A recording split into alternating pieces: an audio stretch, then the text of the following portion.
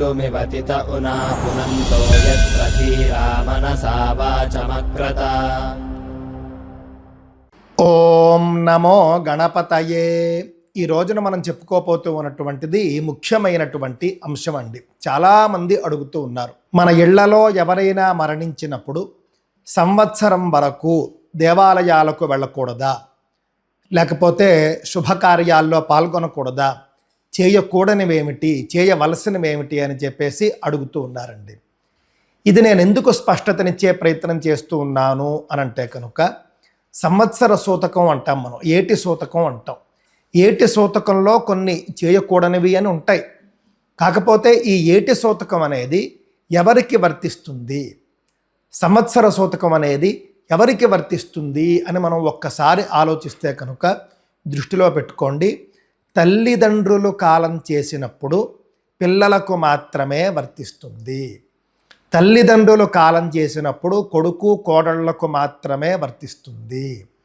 మనం ధర్మశాస్త్రంలో చూసామనుకోండి, స్పష్టంగా మాతాపిత్రోర్మరణే వర్ష పర్యంతం పరాన్నం గంధమాల్యాది భోగం మైథునం అభ్యంగ స్నానంచ వర్జయేత్ అన్నారు. మొట్టమొదటి వాక్యం ఏమిటట, తల్లిదండ్రులు మరణించినప్పుడు అని. అంటే తల్లిదండ్రులు మరణించినప్పుడు కర్మ కుమారులే చేస్తారు కాబట్టి సంవత్సర సూతకము అనేది కుమారులకు ఉంటుంది, సాక్షాత్తు కొడుకులకు ఉంటుంది. అలా కాకుండా ఇళ్లలోని పెదనాన్నగారు, చిన్నాన్నగారు, లేకపోతే నానమ్మ, తాత అలా వెళ్ళిపోయినప్పుడు సంవత్సర సూతకం వీళ్ళెవరికీ ఉండదు. కేవలం తల్లిదండ్రుల మరణంలో మాత్రమే సంవత్సర సూతకం ఉంటుంది అని మనకు ధర్మశాస్త్రాలు చెబుతూ ఉన్నాయి. సరే, ఇంతకీ ఏముంటుందని చెబుతూ ఉన్నారు? మాతాపిత్రోర్మరణే వర్ష పర్యంతం, తల్లిదండ్రులు మరణించినప్పుడు సంవత్సరం వరకు. పరాన్నం, వేరే ఇళ్లలో భోజనం చేయకూడదు కొడుకులు. ఎవరైతే కర్మ చేస్తారో కుమారులు, వాళ్ళతో పాటు కోడళ్ళు, వీళ్ళు సంవత్సరం పాటు పరాన్నము అంటే వేరే ఇంట భోజనం చేయకూడదు. వాడి అన్నమే వాడి తినాలి, వాడి ఇంటి భోజనమే వాడు చేయాలి అని చెబుతూ ఉన్నారు. ఆ తరువాత గంధమాల్యాది భోగం, శాస్త్ర పరిభాషలో గంధమాల్యాది భోగం అన్నారు. ఆధునిక పరిభాషలో చెప్పాలి అని అంటే కనుక ఆ సంవత్సరం కూడా లగ్జరీస్కి పోకూడదు అని మనం అర్థం చేసుకోవాల్సి ఉంటుంది. మైథునం, సంసార జీవనం కూడా ఆ సంవత్సరం పాటు చేయకూడదు, శృంగారం చేయకూడదు అని చెబుతూ ఉన్నారు. అయితే భార్య ఋతుకాలంలో మాత్రం చేయవచ్చు అని మళ్ళీ దానికి ప్రతిషేధం ఉంటుంది. ఋతుకాలం అంటే ఏమిటి? అందరూ ఏమనుకుంటారంటే ఇంట్లోకి రానప్పుడు అని కొంతమంది అనుకుంటారు. ఋతుకాలం అంటే ఇంట్లోకి రానప్పుడు కాదండి. ఆడవారు బహిష్టు అయినటువంటి రోజు నుండి 12వ రోజు, 14వ రోజు, 16, 18 డాక్టర్లు చెబుతూ ఉంటారు, ఓవులేషన్ డేట్స్ అని చెబుతూ ఉంటారు చూసారా, ఆ రోజులకే ఋతుకాలము అని పేరు శాస్త్రీయ పరిభాషలో. ఆ రోజుల్లో కలవచ్చు అని చెప్పారు. ఎందుకు అని అంటే కనుక సంతానం కోసం. ఆ రోజుల్లో కాకుండా ఇతర రోజుల్లో కేవలం శారీరక సుఖం కోసం ఆ సంవత్సరం పాటు కలవకూడదు అనేది శాస్త్ర నియమం అండి. ఆ తర్వాత అభ్యంగ స్నానం చ వర్జయేత్ అన్నారు. అభ్యంగ స్నానం అంటే తెలుసు కదండి, ఒళ్ళంతా కూడా నువ్వుల నూనెతో మర్దన చేసుకోవడము, అలాగే శనగపిండి, పాలు ఇవన్నీ కలుపుకుని ఇంకా సుగంధ భరితాలైనటువంటి ఆ యొక్క పొడులు ఉంటాయి, వాటితో ఒళ్ళంతా కూడా అలదికొని ఒళ్ళంతా కూడా మర్దన చేసుకుని నలుగు పెట్టుకుని స్నానం చేయడానికి అభ్యంగ స్నానం అని పేరు. అది మంగళకరమైనటువంటి స్నానం. అది సంవత్సర పర్యంతం చేయకూడదని చెప్పారు. అంటే అభ్యంగ స్నానంతో కూడి ఉన్నటువంటి పండుగలు సంవత్సరం అంతా కూడా చేసుకోరు. ఎలాగో చేసుకోరు. కన్న తల్లిదండ్రుల్లో ఎవరు కాలం చేసినా కూడా కుమారుడు, కోడలు వాళ్ళ కుటుంబంలో సంవత్సరం పాటు పండుగలు ఏవి చేసుకోరు కదండి. వాళ్ళ వరకే ఇవన్నీ పరిమితము అని చెబుతూ ఉన్నారు. అది దృష్టిలో పెట్టుకోండి. ఋతౌ భార్యాం ఉపేయాదేవా అని అన్నారండి. ఇందాక చెప్పినట్లుగా ఋతుకాలంలో భార్యతో కలవచ్చు, ఋతుకాలంలో తప్ప ఇంకెప్పుడూ కూడా కలవకూడదు ఈ సంవత్సరం పాటు. ఋతుకాలము అని అంటే కనుక ఓవలేషన్ డేట్ అని చెప్పేసి మనం అర్థం చేసుకోవాల్సి ఉంటుంది. ఆ తర్వాత ఏమన్నారు? ఆర్త్విజ్యం, లక్ష హోమ, మహాదానాది, కామ్యకర్మాణి, తీర్థయాత్రాది, వివాహాది, వృద్ధిశ్రాద్ధయుతం కర్మ మాత్రం శివపూజాంచ వర్జయేత్ అన్నారు. ఈ కుమారుడు ఈ సంవత్సర కాలంలోనూ కూడా యజ్ఞయాగాదులకు ఋత్విక్కుగా వెళ్ళకూడదు అనేది ముఖ్యంగా చెబుతూ ఉన్నారు. పండితులు పురోహితులు అయితే కనుక ఋత్విక్కుగా వెళ్ళకూడదు అని చెబుతూ, లక్ష హోమాలు వంటి పెద్ద పెద్ద యాగాలు అవి వీళ్ళు చేయడం కూడా చేసుకోకూడదు. మహాదానాది కామ్యకర్మాణి అన్నారు. అంటే ఈ సంవత్సర కాలము కూడా ప్రత్యేకమైనటువంటి కామ్యకర్మలేవి కూడా చేయవద్దు అని చెబుతూ ఉన్నారు. కామ్యములు అనంటే కనుక ఫలానా కోరికతో చేసేటటువంటి హోమాలు కావచ్చు, వ్రతాలు కావచ్చు, అవేవి కూడా చేయవద్దు అని చెబుతూ ఉన్నారు. తీర్థయాత్రాది అని చెప్పడం ద్వారా తీర్థయాత్రలు చేయకూడదు సంవత్సర సూతకంలో. మళ్ళీ కుమారుడు కోడలు అనే విషయాన్ని గుర్తుపెట్టుకోవాలి. పెదనాన్నగారు కాలం చేస్తే వీళ్ళకి సంవత్సర సూతకం ఉండదు, చిన్నాన్నగారు కాలం చేస్తే సంవత్సర సూతకం ఉండదు. పిన్ని, దొడ్డమ్మ, నాయనమ్మ, తాతగారు వాళ్ళు కాలం చేస్తే సంవత్సర సూతకం ఉండదు. సంవత్సర సూతకం అనేది కేవలం తల్లిదండ్రుల విషయంలో మాత్రమే ఉంటుంది. కావున తల్లిదండ్రులు గతించినప్పుడు, తల్లిదండ్రుల్లో ఎవరైనా ఒకరు గతించినప్పుడు సంవత్సర కాలము కుమారులు కోడళ్ళు తీర్థయాత్రలు చేయకూడదు.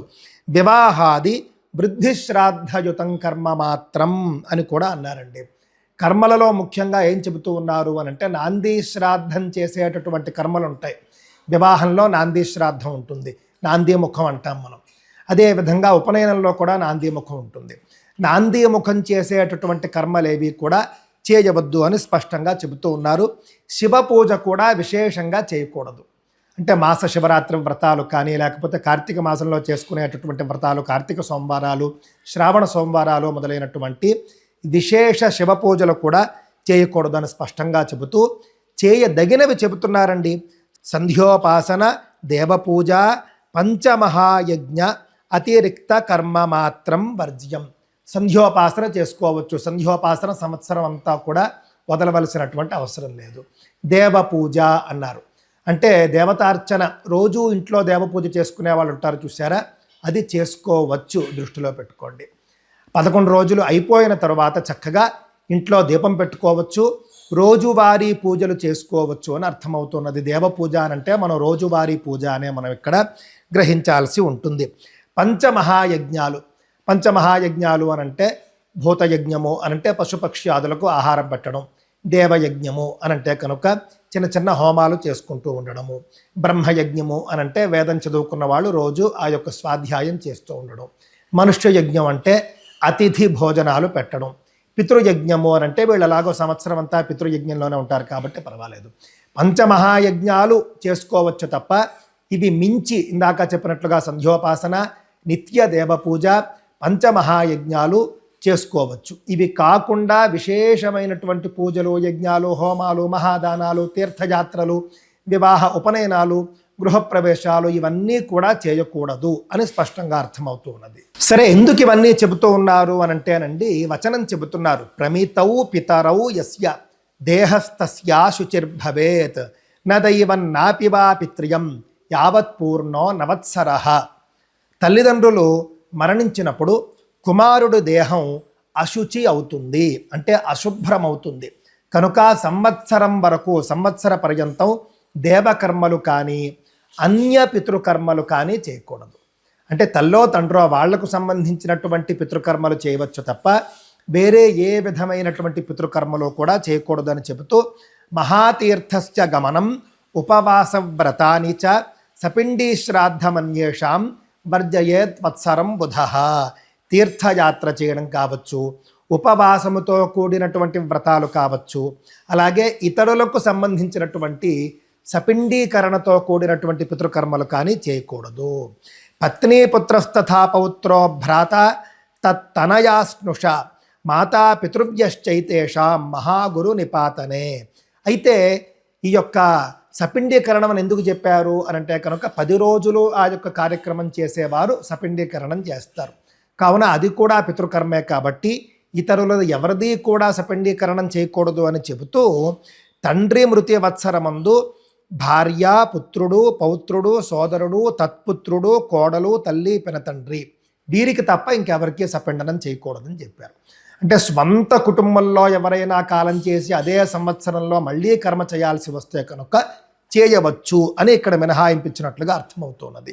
అదేవిధంగా గయాశ్రాద్ధం మృతానాంతు పూర్ణే త్వబ్దే ప్రశస్యతే. తీర్థశ్రాద్ధం గయాశ్రాద్ధం శ్రాద్ధమన్యచ్చ పైతృకం అబ్దమధ్యే నకుర్వీత మహాగురు విపత్తిషు. చాలామంది తెలియక సంవత్సరీకాలు పూర్తి కాకుండానే గయాశ్రాద్ధమని మహాలయ శ్రాద్ధాలని చేసేస్తూ ఉంటారు. దానికి నిషేధం చెబుతూ ఉన్నారు. మృతి నొందిన వారికి ప్రథమాబ్దికము తరువాత మాత్రమే గయాశ్రాద్ధం అనేది ప్రశస్తము. సంవత్సరీకాలు అయిన తరువాతనే గయాశ్రాద్ధం చేయాలి. గయాశ్రాద్ధం చాలా మంచిది కదా అండి అని చెప్పేసి సంవత్సరికాల లోపల చేసేయకూడదు అని చెబుతూ ఉన్నారు. గయాశ్రాద్ధమైన తీర్థశ్రాద్ధమైన ఇతరములైనటువంటి మహాలయాది పైతృక శ్రాద్ధాలు ఉంటాయి.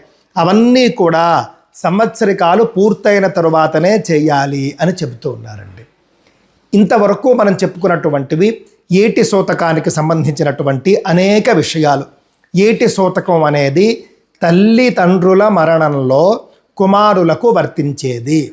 కుమారులతో పాటుగా కోడళ్లకు కూడా ఉంటుంది. రక్త సంబంధీకులైనప్పటికీ ఇంటి పేరు ఒక్కటైనప్పటికీ కూడా సాధారణంగా సంవత్సర సూతకము అనేటటువంటిది అందరికీ వచ్చేస్తుంది అనుకోవద్దు. ఈ లెక్క ప్రకారం చూస్తే సాధారణ దేవాలయ దర్శనం వరకు పనికి వస్తుంది అని కూడా మనకు అనిపిస్తోందండి. సాధారణ దేవాలయ దర్శనం అది మహాక్షేత్రము మహాతీర్థము కాకపోతే కనుక ఊళ్ళో ఉండే చిన్న చిన్న దేవాలయాలకు వెళ్ళవచ్చు. ఇంట్లో చక్కగా సంవత్సరం అంతా కూడా దీపం పెట్టుకోవచ్చు.